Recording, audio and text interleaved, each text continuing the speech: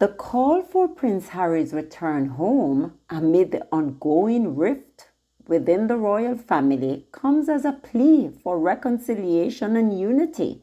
However, it's essential to consider the complexities of this situation and the reason why Harry and Meghan may be better off not going back. According to Petronella Wyatt, she believes that the time has come for reconciliation. She's saying, I increasingly feel that the future of the royal family may depend on its ability to cheer the public, and what it lacks now is the requisite joyfulness. The King and the Prince of Wales are effectively hors de combat. Poor Camilla is 76.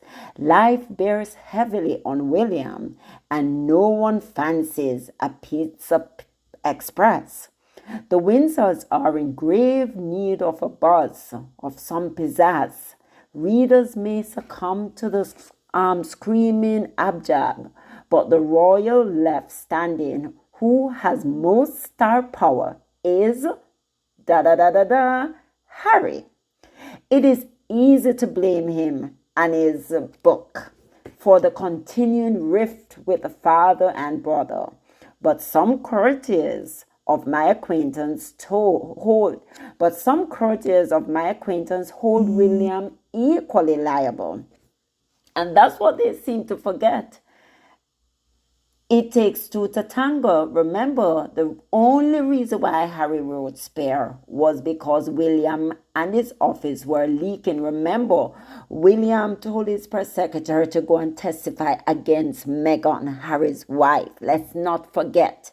History must not be forgotten, right? William was leaking. Even things from the Sandringham Summit were leaked to the press.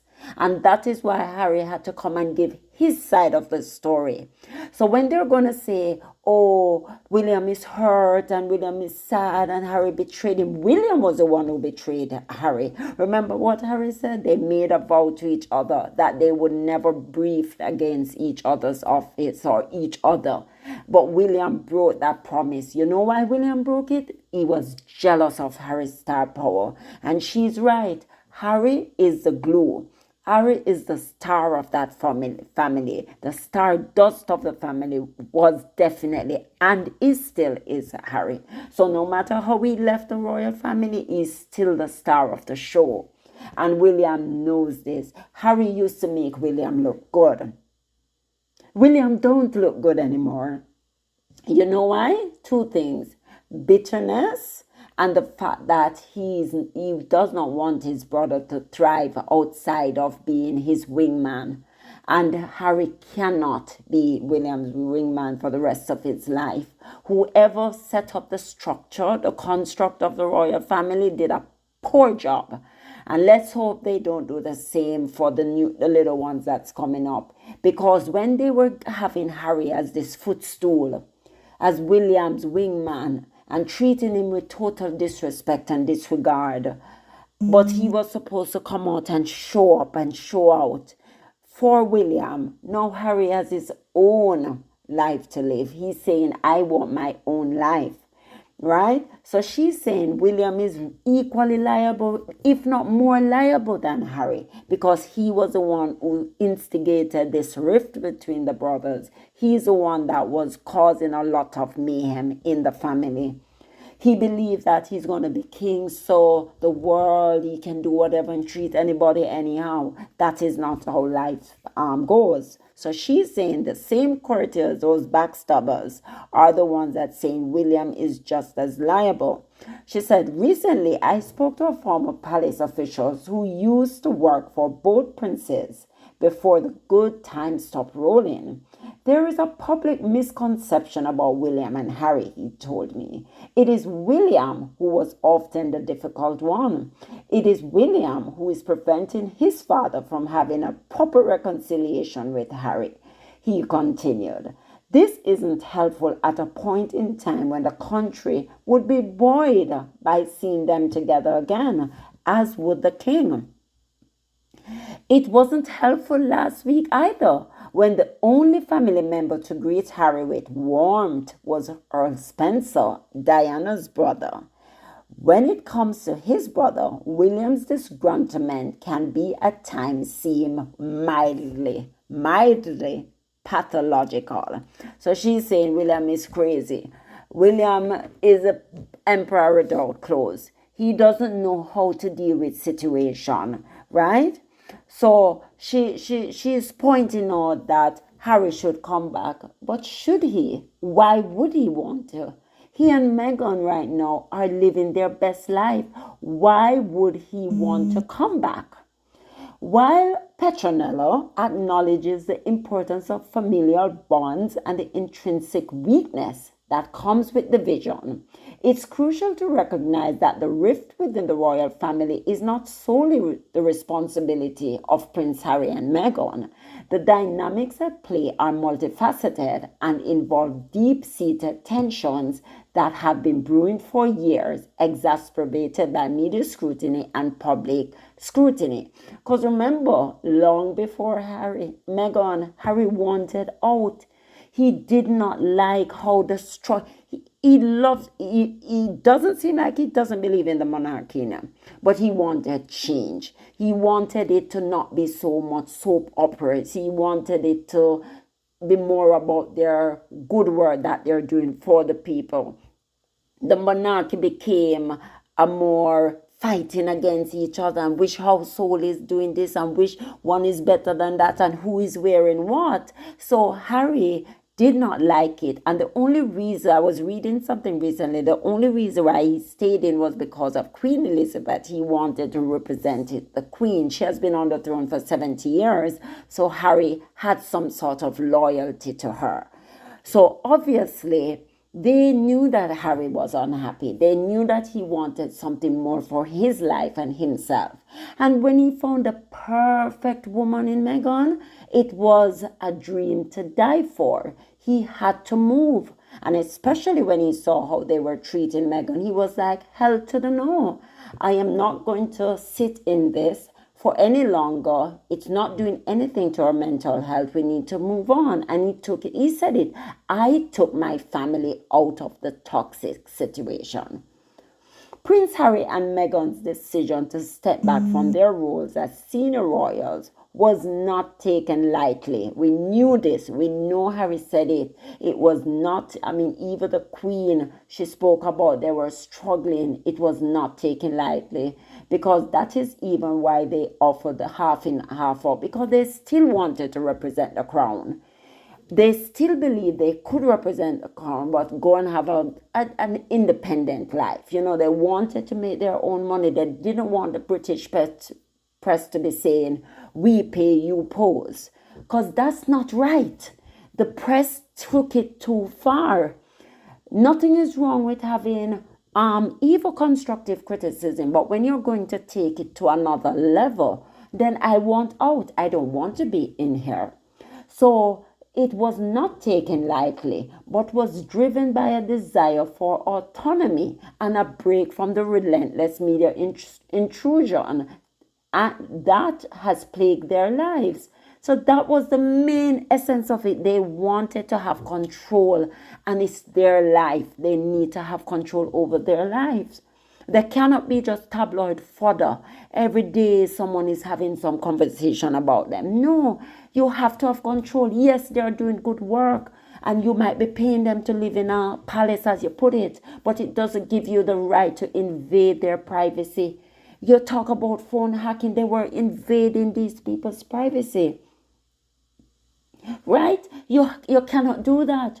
Returning to the royal fold may subject them once again to the intense scrutiny and pressure that led to their departure in the first place.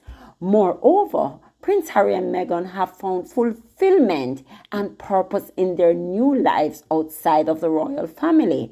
They have embraced opportunities to pursue their passion and make a positive impact on the world, free from the constraints of royal protocol. Their charitable foundation, Archwell, has allowed them to champion causes close to their hearts and from mental health advocacy and gender equality initiative. So what right now, Harry and Meghan are doing so much with their own lives. They're happy. Meghan said recently, she said, we are happy. I like to see my little family evolving. We are doing just fine. We're happy. I am happy. My family is happy. Everybody is doing okay. Of course, they're going to have challenges. Nobody said life was going to be a bed of roses. But at the end of the day, they are living it on their terms. They're doing their best. They're living their lives. Additionally, Prince Harry and Meghan have prioritized their family's well-being above all else. They have created a nurturing environment for their children, Archie and Lilibet, away from the relentless spotlight of royal life. Returning to the royal fold may disrupt this sense of stability and security that they have worked so hard to cultivate. Furthermore, the royal family itself is undergoing a period of transition with the ascension of King Charles to the throne. This transition brings with it the opportunity for a new vision and direction for the monarchy, one that may not align with Prince Harry and Meghan's values and aspirations. Ultimately, though, while the call for Prince Harry's return home comes from a place of hope for reconciliation and unity, it's essential to consider the complex dynamics at play and the reason why Harry and Meghan may be better off forging their own path forward. Their decision to step back from royal life was a deeply personal one, driven by a desire for autonomy, fulfillment, and family happiness. And as they continue to navigate their post-royal lives, they are charting a course that aligns with their values and aspirations. Ultimately, finding freedom, play on words, finding freedom and purpose outside the confines of the royal family. So, guys, Harry and Meghan will not go back. I think if anything, and Harry wanted to help, yes, what you're seeing half in half what approach will definitely what they choose. If you listen to that interview with Anderson Cooper, before Anderson Cooper finished the word, will you go? Nope, not under the, he did say, not under the same situation, he will not go, right? So we have to understand what is going on. So Petronella also pointed out, she said, to many, Charles and William's continued coldness towards Harry is beginning to look inhuman. It is important to remember that the royal family is a microcosm of every family in Britain, and that a divided family, like a divided political party, has an intrinsic weakness. Affection of parents for children and of children for parents and siblings is capable of being one of the greatest sources of stability as well as happiness. This is taken for granted in almost all literature before the present age. Hecuba cares more for her children than for Priam. Martha cares more for her children than for his wife. In the Old Testament, men are passionately concerned to leave fraternity inclined descendants. It is a pity, of course, So she is just talking about, yes, it would look good. And I think she is coming to some sort of sense because she realized that Harry is the glue to that family, is the glue that will bring the family together, So she understands what is going on. She said the legacy of the royal family is deeply intertwined with personal relationships. Entente would not only honor the past, but also pave the way for a solid, consolidated future, ensuring that the family's values and tradition are preserved for generations, right? And She went on with her snarky remark about Meghan and Harry being a one-trick pony, but then she pointed out that, well, all the royal families are one-trick pony anyway, because at the end of the day, you still have to go out there and shake hands with adoring fans, even in the rain. And, she was just talking about that. Everything they are saying about Harry and Meghan, if you believe in the monarchy, then Harry is a blood prince. He is a royal by birth. It will never change. And if you believe that, then Meghan, who is Harry's wife, is also a princess, because Harry is a prince. She's also a duchess. So you have to respect them. And if you believe that, oh, they're nothing without the name, then so too is William and Kate. Nobody is anything without their name, right? So you go to school, you become a doctor, a lawyer, a policeman, a chief, you have a name. You grow up in the aristocrat society, you're either lady, duchess, princess, Lady Marmalade, Lady Diana, you name it. There is a name that you have. It's what is now your personality or your character. So at the end of the day, all of this is is just what it is, right? So they know that Harry and Meghan are the stars. They know it. You can see it. You can feel it, no matter how many fake polls they pull out and say William and Kate are popular. They are not popular, because when they go outside, and even when they're in London, they don't get the reception that they should get. Because you would think a king and a king to be, you'd have more people coming out adoring them. No, they're not loved. Harry, just like Diana, which was a people's princess, Harry is a people's prince. And that is what is showing over and over. And that's why they have to acknowledge Harry. They cannot just brush him aside, because he's not going to go into the history books like maybe one of those persons that King Edward maybe abdicated. But even he is still being spoken about now, even more than Queen Elizabeth's brother. So it just shows you that Harry will always cement himself in the history book. What's his name? They will always be in the history book. They cannot get rid of Harry. They cannot get rid of Meghan, because they are powerful, they are magnetic, they are charismatic, they are beautiful, they are intelligent, they are bold, they have made bold decisions. And guys, I'm just telling you, this piece is true to a point, because she's right. She is right. But Harry will not go back. There's no incentive for him to go back. Why should he? He is doing what he has always wanted to do. He's living his best life. Harry looks good. You can see Harry and Meghan exercising, doing their yoga and having their peace at home. The children are growing up beautifully. So I'm telling you guys, this is just great. Harry will not go back. The stone that the builder rejected has become the head cornerstone, and that cornerstone will not go back to being the stone. I take that from Dr. Scholler. Dr. Scholler, that was profound, and it is so true.